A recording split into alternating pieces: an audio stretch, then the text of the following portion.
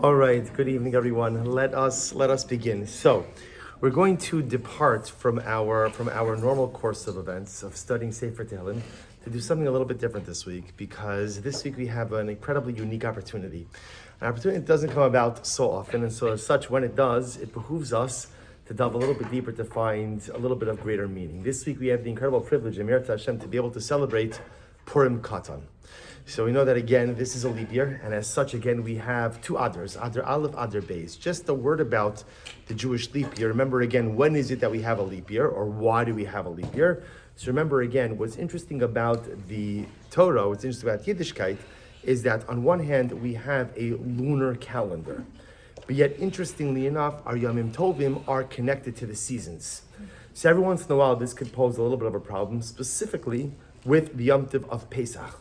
Because Torah calls Pesach Chag HaAviv, which is again the spring holiday, right? The spring Yom Tov, the spring holiday. The problem, of course, is that sometimes, depending on how the calendar falls out, so Pesach could fall out while it's still winter. So there's a built-in mechanism to be able to address that, and that's every year. That's a leap year, and that's why, again, the only month that we ever add in is only Adar. And again, so before the calendar was fixed, remember again, now the calendar was fixed as we have it today by Hillel Hasheni. But before the calendar was fixed, if Chazal saw that Pesach was going to quote unquote fall out early, so to speak, so they would go ahead and add a second Adar in order to balance out Pesach and ensure that Pesach actually fell out in the springtime. So Adar is always the swing month. Adar is always the leap month that we add in, or ultimately, again, we leave alone. And as such, there is a fascinating discussion, as we're going to get to in just a little bit, because this Friday is the 14th of Adar Aleph.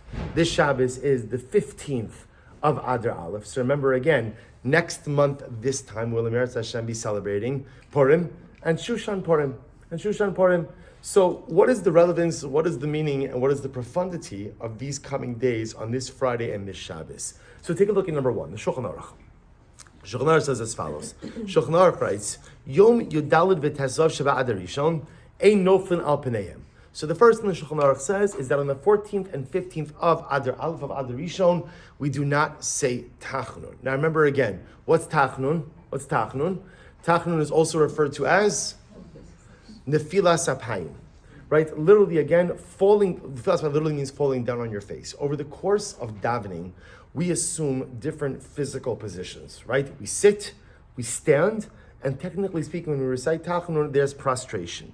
Now remember again, in the Beis Hamikdash, there was a concept of Pishut Yadayim V'Raglayim, literal prostration. Well, of course, we make reference to this where? In Yom Kippur davening, right? Yom Kippur davening, Chazar Sashatz by Musaf. So remember again, we go through the entire avodah, the entire sacrificial service of the Kohen Gadol. And remember again, what do we read? We read that when the Kohen Gadol would recite the Shem HaMafurash, the name of HaKadosh Baruch Hu, Hayukal Ha'am Korim U'Mishtachavim U'Modim V'Noflim Al Pneihem. So the idea is we fall in the Beis Hamikdash. There's Pishut Yadayim V'Raglayim.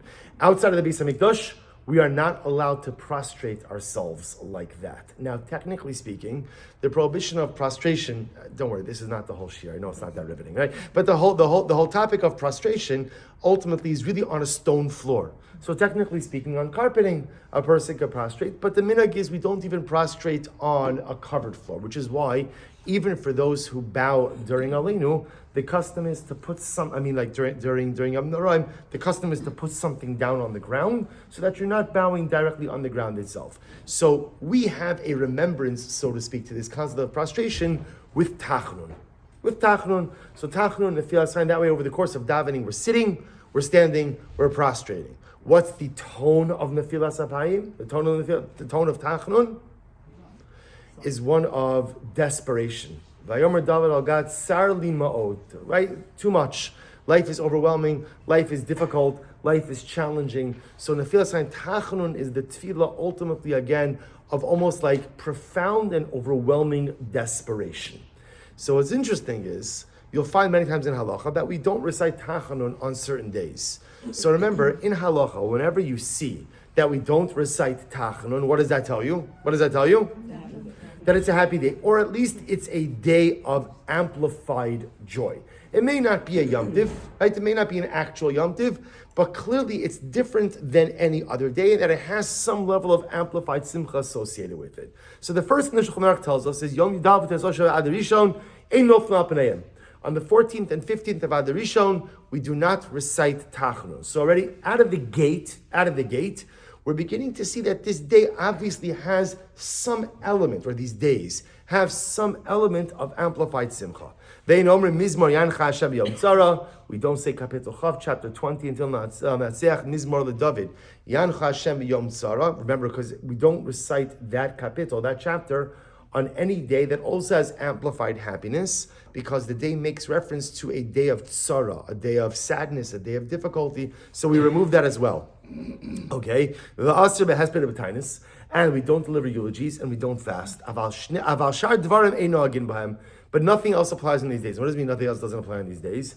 That on, let's say, Purim, what we call Purim Katan, or Shushan Purim Katan, there's no Shalach Manas, there's no Matanas Le'Evyonim, there's no Mikra Megillah, right? All the other mitzvos associated with Purim do not apply on these days in Adar Aleph. So essentially, what you begin to see from a halachic perspective is we pretty much remove the things associated with sadness. So we'll take out Tachanun. We'll take out Kapitel Chav, chapter 20 from Davening. We won't eulogize. We won't fast. But at the same time, the positive mitzvahs associated with Purim, again, Matanas Le'Evyonim, gifts to the poor, Mishlach Manos, food packages, one to the other, Mikra Megillah, reading of the Megillah, those don't appear in Adar Aleph. Okay, Ve'eshomrim, others explain that you're even allowed to deliver a eulogy and that you are even allowed to fast. So watch this, second line in source number 1, the end line, Hagah. Hagah means a note. So just very quickly, the Shulchan Aruch was written by Rabbi Yosef Karo, who was a Sephardic rabbi. Ramosha Israelis comes along in the 1600s in Krakow, Poland, and decides that Ashkenazic Jews also deserve a codified form of halacha, even though we had other codified forms of halacha, but he didn't have to write over the entire Shulchan Aruch, because contrary to popular opinion, Ashkenazim and Sephardim agree on most of halacha. So what the Ramah did is, pretty much whenever Ashkenazic practice differs from Sephardic practices, the Ramah added in a footnote. A footnote. That footnote is called the Hagah. So whenever you see Hagah in Shulchan Aruch, that's the Ramah's note. So here the Ramah comments, V'minug kisvar harishon. The first thing the Ramah says is the minug is that we don't deliver eulogies and we do not fast on the 14th and 15th of Adar Aleph. Now watch this. Yesh omrim shechayiv laharbos b'mishta v'simcha b'yidal sheva Adar Rishon. So the Ramah says, and some say that you should go ahead and have a seudah. Should have a seudah on Adar Rishon. Now it's interesting, he writes over here on Yud Dalid and not on Tesvav. So it's interesting that again, we observe, so the Ramah writes that you should observe what we call Purim Katan, which is Friday, Sun Friday. You should observe Purim Katan and you should have a nice celebratory seudah. Doesn't have to go necessarily as far as the actual Purim Su'udah, but one should make a nice Su'udah for Purim Katan. Ve'ein noagin kain. Then the Ramah says, but we don't paskin this way. We don't paskin this way. So in other words, some say you should, but you don't have to. But look what he writes. Umika makom, yirbe kitsas b'su'udah, kedei lotzeis yedei ha'machmirim. But the Ramah writes, but one should have a little bit of a su'udah. In other words, so the first opinion that the Ramah quotes says essentially that you're like, come on, make up your mind already, right? So the first opinion that the Ramah quotes is that on Purim Katan, you should have a regular Purim su'udah. Again, doesn't have to be necessarily with the drinking, but it's more a focus ultimately, again, on the celebratory nature of just having a nice meal. Then the Ramah says, nah, but we don't paskin that way. You don't have to have a special celebratory meal on Purim Katan. But, however, have a little bit of a nicer meal. Yarbe kitsas b'seudah. Go ahead and have a little bit of a nicer meal than you would normally have. Kedei lotzeis yedei machmirim. In order to go ahead and satisfy all opinions. And look how he ends. V'tov leiv mishtet tamid. And the truth is, says the Ramah, you know what? It's always good to be happy. It's always good to be happy. Literally, tov leiv mishtet tamid. A good person, or again, goodness of heart comes from always being in a state of simcha. In other words, what the Ramah says is, kind of upon further reflection, it's never a bad idea to have a beautiful celebratory meal. Right? Okay, obviously, except for the days when you're not allowed to have them. But other than that, again, tov leiv mishta tamid. Okay, so this is the halacha. This is what the halacha tells us about Purim Katan, about these days ahead of us on Friday and Shabbos. The Chaburah comments over here. He says, Mikol makom yarba.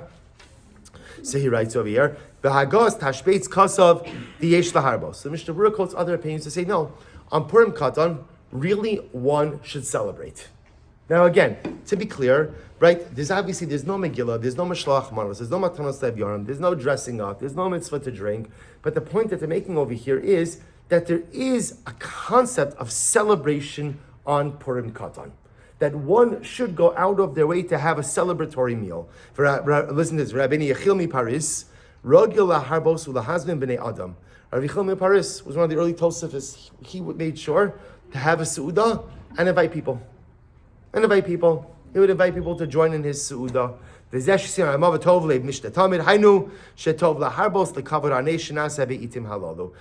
Berurah says that's why the Ramos brings down. He says the truth is, yeah, you should celebrate a little bit more on Purim Katan at the end of the day, in order out of kavod for the nace of Purim, the miracle of Purim that occurred during these days. Okay, so this is it, right? Anything and everything you ever wanted to learn about Purim Katan, I just gave you in sources 1 and 2. That's it. There's no more information. That's the totality of what Halach has to say about it. And how do you now feel about Purim Katan? How do you feel about it? We celebrated. Good. That's a good takeaway message. The truth is, you come out of this, there is one simple fundamental question which remains unanswered, which is, what's going on over here? It's not Purim. It's not Purim. I'll give you a perfect proof. Let's say you decide, you know what? To me, it is so much more convenient to have Purim on a Friday than it is to have Purim on a Sunday. So I have a great idea. You know what? This Friday, I'm going to read a Megillah, give Shalach Manis, Matanos Lev Yomnim, be done with it. That's how I'm going to get a head start on my Pesach prep, right? So when everyone is running around with Shalach Manis on Sunday at Purim, I'm going to be kashering and turning over the kitchen, right? Chas v'shalom rachmanos on lo aleinu, right? But again, so you can't do that. You can't do that. Why can't you do it? Because at the end of the day, it's not Purim. It's not Purim. So what's going on over here? Adar Aleph, Purim Katan, this Friday, which is Yudalit Adar, and then Shabbos, which is Tesvav Adar. It's not Purim. It's not Purim. It's Adar Aleph. It's a different month. And again, if you were for some reason to celebrate Purim on these days, you would not fulfill your obligations. So what's going on over here? But yet, again, what do you see in the halacha? You see the halacha is, no, you have to celebrate these days. You have to celebrate. How much do you have to celebrate? Do you need a meal? Just a little something extra? That's a machlokes. But one thing is clear, no one is saying ta'achanun, right? No one is saying ta'achanun, even eulogies. The custom is not to deliver eulogies on Purim Katan. The custom is not to fast on Purim Katan, right? So again, even if you don't adopt, let's say, the positive celebratory aspects of the day, it is clear that everyone agrees that you have to go ahead and divest yourself of anything that is associated with sadness on these days, which by definition indicates to us that these days do have some element of Simcha. So what's the Simcha of Purim Katan? And again, by extension, what is our avoda? We have these days coming up, this Friday and this Shabbos. So what is it that we are supposed to do with these days of Purim Katan? So I want to share with you something amazing. Take a look at number 3. In the Sefer Sif Sechein, he writes over his house. He says, Ve'inyanahu. Here's how we understand Purim Katan.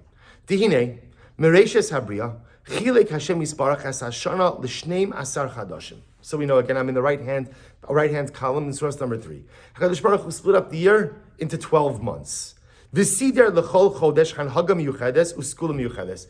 This, by the way, happens to be a beautiful thought in general.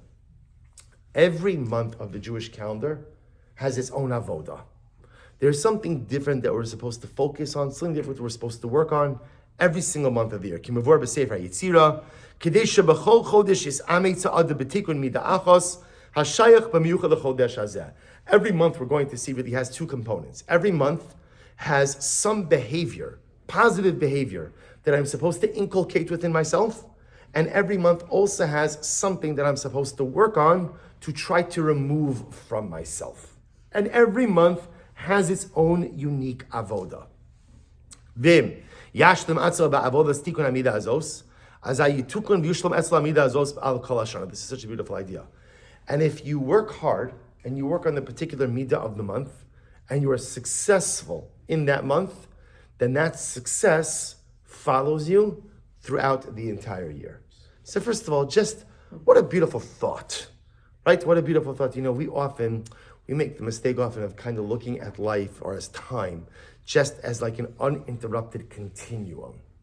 Right? But the truth is, one of the beautiful parts in Yiddishkeit is that time is very much a disrupted continuum. In other words, every segment of time has a different avodah associated with it. Every month has its own unique and distinct mission.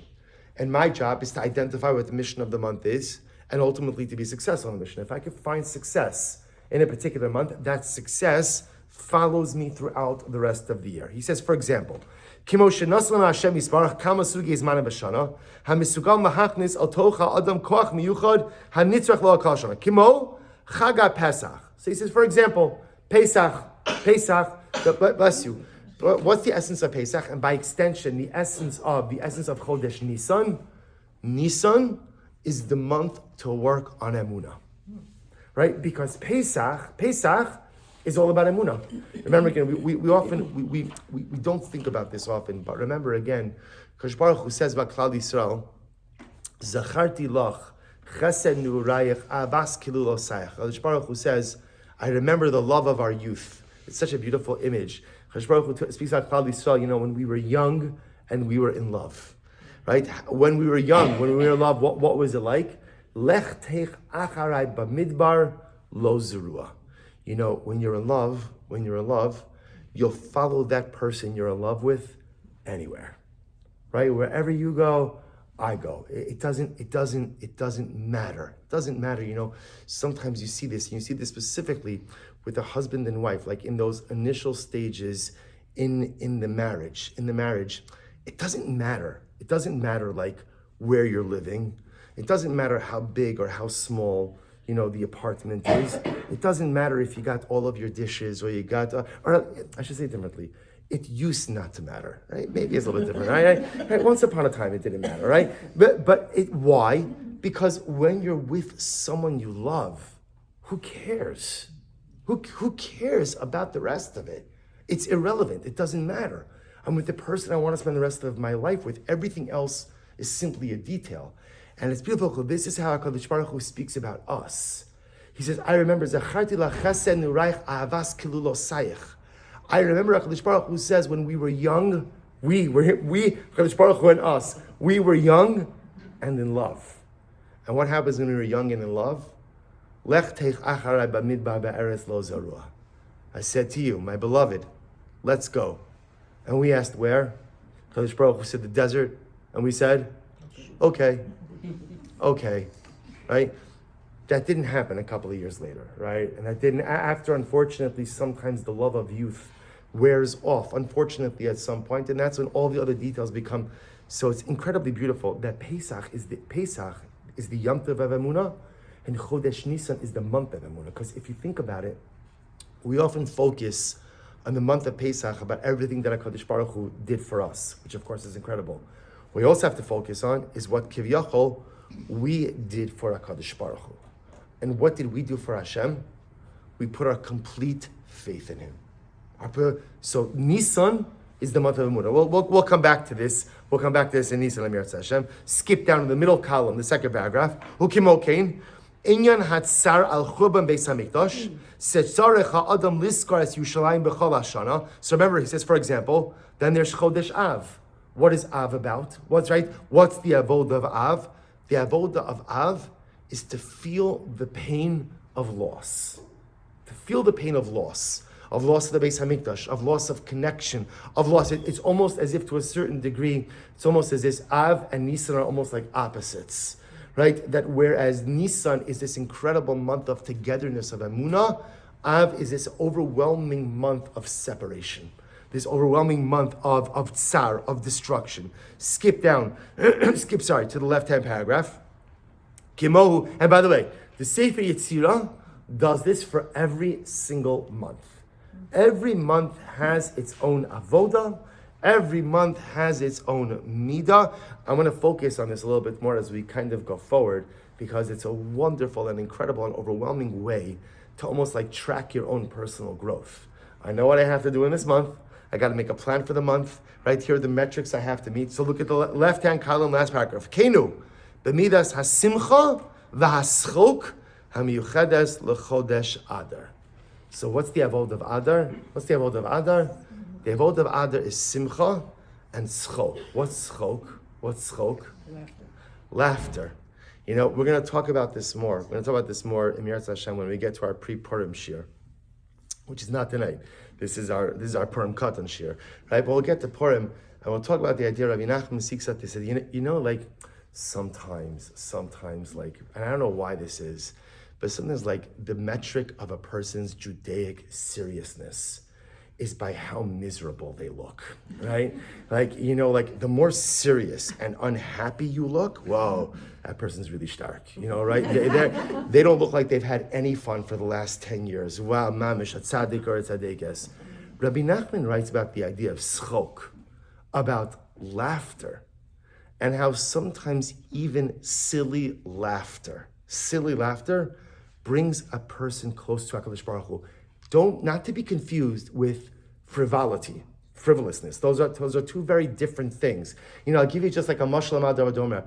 You know, like sometimes if you think about the times that you've laughed hardest in life, usually it's not because someone made a joke, right? Jokes are funny. Usually it's something that like happened that was just funny. That was just, I don't mean funny at someone else's expense. I just mean like, it was just something that hit you in a certain way and you just couldn't stop laughing. Often those type of things maybe occur with family or close friends. If somebody were looking at you from the outside, they would think that what? That you've lost it. And meanwhile, you've never felt, that's schok. And there's a power to schok. There's a, again, we'll talk about this more when we get to Purim, Mirz Hashem. But the Sefer Yetzirah writes that the avoda of Adar is simcha. That's the avoda. Mishenichnas Adar, marbin besimcha. The avoda of Adar is to figure out how to become happy. Shunachotz ma'od la'avodas isha Yisraeli yosem mikamidas. Look at this line. Look at this line. Because the mitzvah of simcha is the most important thing you need in your service of HaKadosh Baruch Hu, more than any other midah. Wow. There is nothing a Yid needs more in life to be successful in their relationship with HaKadosh Baruch Hu than simcha. Without simcha, you have nothing. With simcha, you could potentially have everything. Umitzvah gedola lios besimcha tamid, borrowing the line from Rabbi Nachman, ki bali koach besimcha bechedva kol kach ad sheyeh bo dai simcha al kol hashana umagudol nechitzos hasimcha his min Hashem Yisrael. So therefore, again, what's the goal of Adar? The goal of Adar, listen to this. Remember, like every month has its midah. The goal is work on that midah, accumulate what you need of that midah, and that is going to take you, that is going to sustain you throughout the entire year. So therefore, again, the Sif Sechin writes, according to Sefer Yetzirah, the avoda of the month of Adar is simcha. We'll leave schok for now, is simcha. The ability to go ahead and accumulate simcha, generate simcha, create simcha, and then Amir Hashem, that simcha could carry you throughout the year. Now watch this, we're not finished. Turn the page. One more piece. Here we go.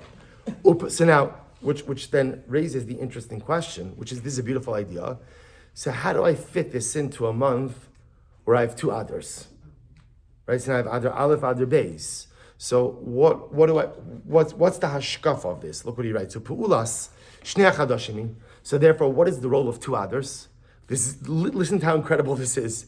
Kevan shi efshar lahagia l'simcha amitis b'pamachas. It is impossible to become instantaneously happy. Ki im bahadraga la'at. Simcha is a process. Simcha, happiness, joy does not unfold, poof. It's la'at. It's a little at a time. Bahadraga, in steps. Mikodem bebechinas katnus, v'achakak bebechinas gadlus. First, you take small steps towards Simcha, and then you take larger steps towards Simcha. Kima ola al gabe sulam. So beautiful. He's like, Simcha is like climbing a ladder. Like climbing a ladder. She efshar lahagia lama'ala ha'elyona, rak im ya'ala mikodim ala shlivos shalamata. Right? It's interesting. What's the big difference between stairs and ladders, or steps and ladders? The big difference? Steps or stairs, you could scale them more than one at a time. Right? You could take, depending on how long your legs are, right? You could take 2 steps at a time, 3 steps at a time. A ladder, can't do it. Can't do it. A ladder is 1 rung at a time. So the Sisachin says, Simcha is not like stairs, not like a staircase. Simcha is like a ladder, 1 rung after the other. Lachein, therefore, right, left-hand column, Lachein, Nitan lanu chodesh adar harishon, lahachnis es or simchas Hashem laha'ir b'matzav shalmoch in the katnos. Therefore, the Mechaber is something so beautiful. He says, the role of Adar Aleph is to ease us into Simcha. The message of Adar Aleph is to say, okay, so the avodah of Adar ultimately is Simcha, to find happiness. Good news, by the end of this month, you will be happy. Right? You've been wondering, when am I going to be happy? Good news, by the end of Adar, we're going to be happy. So why Adar Aleph, why Adar Beis? To teach us that Simcha is not instantaneous. Simcha is a process. And the avodah of Adar Aleph is to get us started on that journey of Simcha. Now you may ask, okay, but then shouldn't we have an Adar Aleph every single year? Okay, so remember, again, in Yiddishkeit, we have this concept that once you learn the lesson is embedded, and you don't necessarily need the tools for the lesson to be actualized each and every year. I don't need an Adar Aleph every year, because the entire avodah of Adar Aleph is to teach me I am not going to become instantaneously happy. Simcha is a process. Simcha is a ladder, and Simcha takes time. Once I know that, it's here. It's here. It's in my mind. It's in my heart. It's in my neshama. I know it. And once I know it, I have it with me, even if there's not an Adar Aleph each and every year. The mindset is endowed within us every month, every year that there is a leap year, and that carries us ultimately through the years that are not leap years as well. So, what an incredible idea that suddenly again we find ourselves in this month of Adar Aleph, where now again the entire avodah of Adar in general is Simcha, and the specific and unique avodah of Adar Aleph is to recognize that Simcha is incremental, Simcha goes in steps, Simcha is not instantaneous, Simcha is a process, Simcha is a journey. So first of all, that yisod by itself is worth the price of admission, right?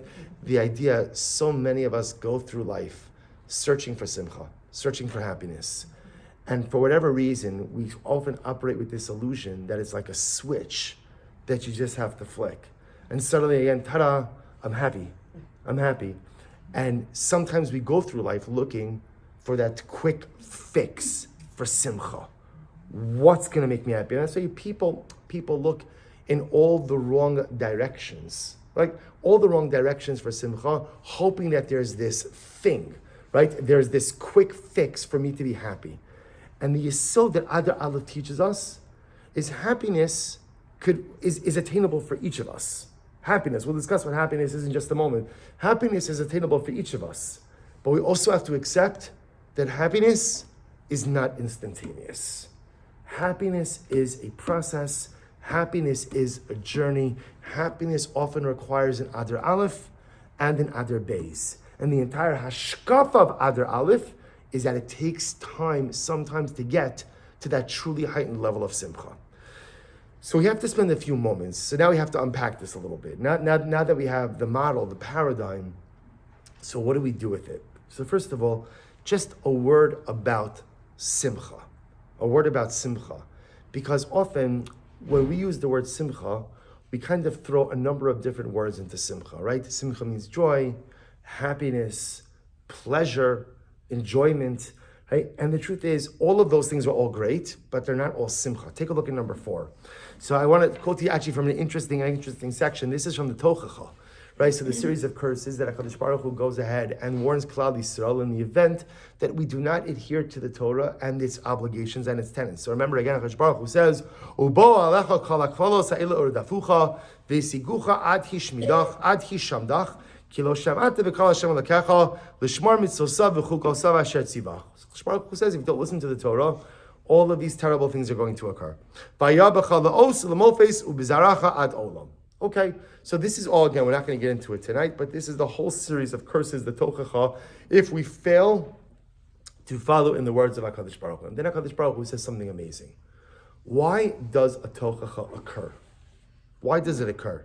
And look what he writes. This is source number 4, Pasuk Mem Zayin, verse 47. Tachas asher lo avaratas Hashem Elokecha b'simcha u'betuv levav merov kol. Now, literally translated, why did this happen? Because you did not serve the Lord your God with happiness and with gladness of the heart when you had an abundance of everything. Okay, so Pashat Pshat, simple idea. Why do the curses occur? Why? We were ungrateful. We were ungrateful. Chadosh Baruch Hu gave us so much. We were never grateful for what we had. Chadosh Baruch Hu says, fine, you're not grateful. I'll take it away.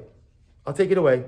Right? A lack of gratitude. A lack of gratitude is what brings about the tochacha. And remember again, nothing makes you appreciate the blessings in life like losing them. Like losing them. Suddenly, when you don't have those things that you had for such a long time, you're like, wow, that was fantastic, that was beautiful, that was great. I can't believe I ever took it for granted. But I think you could read the pasuk a little bit differently as well. Let's look inside of the pasuk for just a moment. So perhaps the way to read it is as follows.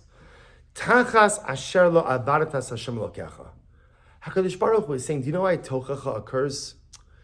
Because you didn't take the time to create a relationship with me, the Ribbon Shalom. There's a comma. Tachas asher lo avarta es Hashem Elokecha. Tochacha occurs because the greatest gift we have in this world is the ability to cultivate a relationship with the divine. The greatest gift we have in this world is the ability to forge a relationship with the Melech Malchei HaMelachim, the King of Kings, the Ribbon Shalom. HaKadosh Baruch Hu says, and if you don't do that, because you didn't serve me, because you didn't forge a relationship, therefore, b'simcha u'betuv levav merov kol. You missed out on a life of simcha. You missed out on a life of betuv levav, gladness of heart. And you missed out on a life of rov kol. You see, in Yiddishkeit, simcha is never derived from anything you own. And I want to be clear. You could have a lot of pleasure in things that you own, right? You have a nice house, that can give you pleasure. You take nice vacations, that can give you enjoyment. You have a lot of money, definitely makes life easier. You drive a luxury automobile, all the power to you. Those are all, well, great, enjoy. As long as you know that none of those things will bring you simcha. Simcha is the term that means a sense of elation, happiness, and completion that only comes from a relationship with HaKadosh Baruch Hu. There is no other place in the universe to find simcha but with a relationship with Hashem. All that other stuff, which is fine. Remember, Judaism is not an ascetic religion, right? We don't preach that the only way to God and come close to God is to swear off material things. Just the opposite. HaKadosh Baruch Hu created a beautiful material world. And he didn't just create it for the nations of the world. He created it for us as well. We're supposed to enjoy it, but enjoy it responsibly, and of course with some level of moderation. Enjoy it all you want. But that's not where simcha comes from. Simcha only comes from one source, and that's from Avodas Hashem. And by the way, Avodas Hashem means the totality of Yiddishkeit.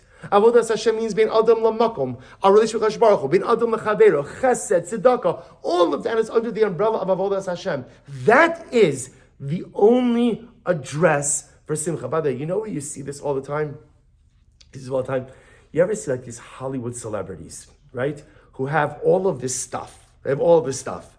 And then it's always interesting how they often turn to like these quirky cults, like religious stuff and things like this. And you wonder, honestly, why do you need to do that? Or they get like these Kabbalistic tattoos and things like that. It's always so interesting, right? You have more money that you could ever spend in most lifetimes. You have more stuff that you could ever possibly enjoy. Why? Because it's interesting. Because, before you have all the stuff, you think that your simcha will come from all the stuff. And then when you have all the stuff and you still feel absolutely empty on the inside, you recognize that that sense of fulfillment is not going to come from any of the stuff. It's nice, it's enjoyable. And so it's interesting. It's like the nature of the neshama, both Jewish and non-Jewish. It's the nature of the neshama to want to find simcha in this world. The guf fools the neshama into thinking that simcha will come from stuff. But then once the guf has all the stuff, the neshama's like, hey, guf, we have everything, and we're not happy. Why are we not happy? Right? We have all the stuff, right? All the things we wanted, the car, the house, the vacations, the money, the covered oil. We have all of it. We have all of it. Why are we not happy? And the answer is because we have stuff, but we don't have simcha. Because simcha only comes from one specific. It's the pasuk is saying. HaKadosh Baruch Hu says, do you know why tochacha comes? There's all different types of tochacha. There's tochacha that comes about when HaKadosh Baruch Hu visits punishments upon us. But a lot of times people live just in their own personal tochacha of unhappiness. So where does that tochacha of unhappiness come from? Tachas asher lo avartas Hashem elokecha. If I don't take the time to carve out a meaningful religious identity, if I don't take the time to really go ahead and focus on my relationship with HaKadosh Baruch Hu, then I deny myself of simcha, tov lev, and rov kol. I leave myself with nothing. So simcha, and this is incredibly important. Simcha, and that's why, by the way, Rabbi Nachman could say the words, mitzvah gedola lihios besimcha tamid. Right? You hear those words, right? And what do you think when you hear those words, especially if you're Hasidically challenged, right? Right? When you hear those words, right, what do you think to yourself? That's ridiculous. That's absolutely ridiculous, right? Maybe those guys, like in Eretz Yisrael, you pull up to like a red light and you see a van next to you that's plastered with Nachman Mu'uman. You know what's going to happen. Somebody's getting out and dancing on the top. You're like, all right, that's good for those guys, right? But the rest of humanity, that's not going to work for us. But it does work. It works when you understand what Rabbi Nachman understood Simcha was, which is what we're discussing tonight. Simcha doesn't necessarily mean a smile on your face. And Simcha doesn't mean that, you feel great and the birds are chirping and right, everything is fantastic. Simcha means a profound sense of joy, elation, and fulfillment that comes from knowing that I have a meaningful relationship with the Ribono Shel Olam. That's Simcha. That's Simcha. And by the way, this is incredibly important because in times in life when we are depressed, and in times in life when we are down, and in times in life when we are sad, we often attribute those feelings to a whole variety of different things that are happening. But often when we really delve inward, those feelings really come because my relationship with HaKadosh Baruch Hu is not in the place it needs to be. It doesn't mean that when that relationship is intact, you're all smiles and everything is great. Life is difficult. Life is challenging. We've seen David HaMelech week in and week out talk about this. But Simcha comes from that unique relationship. So let's tie this all together. So take a look at number 5. One more piece of Rabbi Nachman, then we're going to tie it all together. Rabbi Nachman writes, here he says it, mitzvah gedola lios besimcha tamid.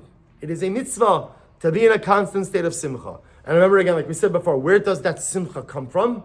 That simcha comes from a relationship with the Ribono Shel Olam. Now look what he writes. Uleskaber ulaharchi ka'atzvus v'hamora shechor b'chol kocho.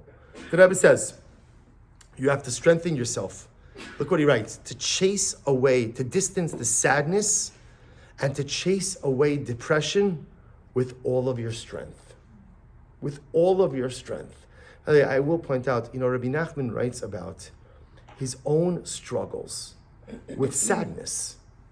His own struggles with just profound sadness. And what it means to feel that the world is such a dark place. And what it means to feel is that you're stuck and you can't get anywhere and you can't. And Rabbi Nachman writes about what it feels like. So when the Rebbe says this over here, he says, watch how he structures it. It is a mitzvah to be besimcha at all times. And how do you do that? He says a person has to lisgaber. You have to be a gibor. You have to be strong. Laharchi ka'atzvos. To distance the sadness. To drive away. Mara shchora literally means depression. The chola cholas habon ala adam kulon ba'in rak mikilkul hasimcha. The Rebbe says all negativity that you experience in life, only is why? Because they don't have simcha. I don't have simcha. And I just want to point out, I know you know, but I'm going to say it. The Rebbe, of course, here is not referring to someone who, Rahman al-Islam, struggles with clinical depression. We know again that mental health issues are just as real as physical health issues. So that we're moving that out of this for a little bit. They're talking about just a stam person, right?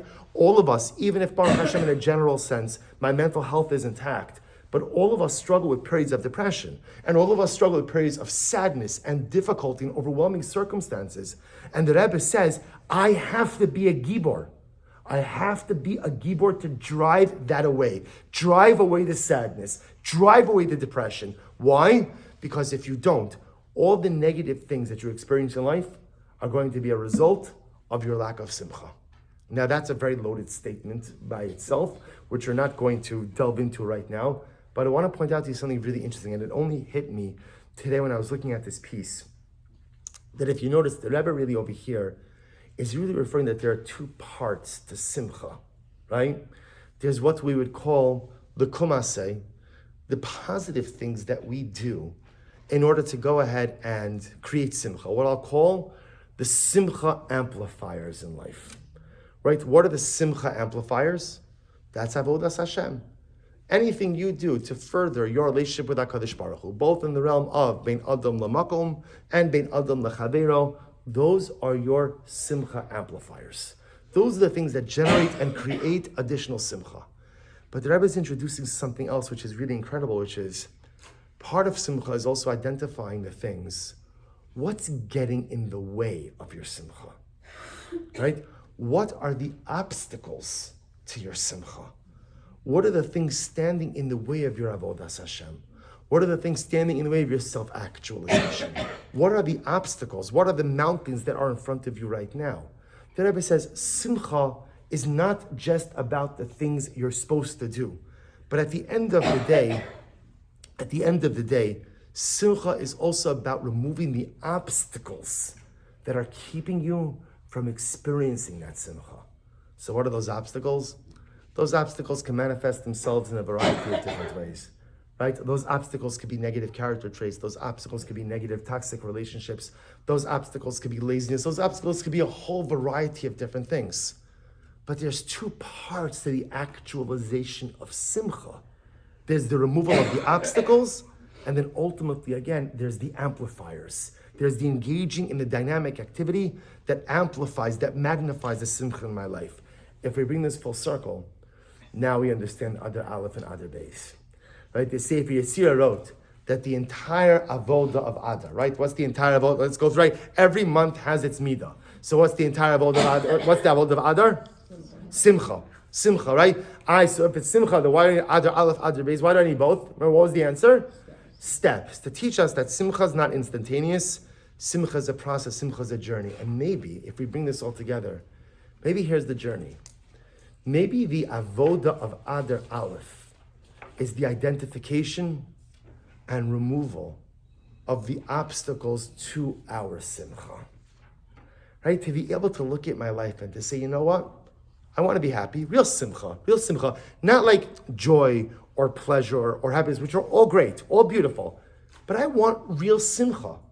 And if I'm honest with myself, there are obstacles. I have obstacles to that Simcha. And often all those obstacles, they live right inside of me. I could say it's other people, but it's not really other people, right? There are obstacles to Simcha, and they're inside of me. And maybe the avodah of Adar Aleph ultimately is the removal, again, of those obstacles. First of all, the identification of those obstacles, and then finding the courage to really remove them. Can you imagine deciding one day, you know what? I deserve to be happy. I feel like saying, repeat after me. I deserve to be happy. I deserve to be happy. I deserve to be simcha. I deserve it. Every person, we're made b'tzelem in the image of HaKadosh Baruch Hu. If you're made in the image of HaKadosh Baruch Hu, you deserve to be happy. So I deserve to be happy. I want it. I could say it. Magia li. I deserve to be happy. So why am I not happy? Why am I not happy? What is it? And the avodah of Adar Aleph is to identify. So what is it? What is it that's holding me back? What is it that's broken? What is it that's misfiring? What is it that's not working? What is it that's short-circuited? What is it inside of me that is in a state of disrepair, that is an obstacle to my simcha? That's the avodah of Adar Aleph. And if you have a successful Adar Aleph, then what? Then you go on to Adar Beis. And what's Adar Beis? Adar Beis is the month of Simcha amplifiers. Adar Beis is when we load up on our avodas Hashem. We'll talk about this more again in our pre-Purim shir. But remember, Purim is the most beautiful and incredible day because remember again, Purim is the ultimate day where you have both Bein Adam L'Makom, heightened relationship with HaKadosh Baruch Hu, and ultimately again, Bein Adam L'Chavero. Right? I have them both. There is no other day on the calendar like Purim where you have such an amplification of both of these components of our Avodas Hashem. No other day. Think about it for just a moment, right? When you think about, what's the holiest day of the year? Holiest day of the year?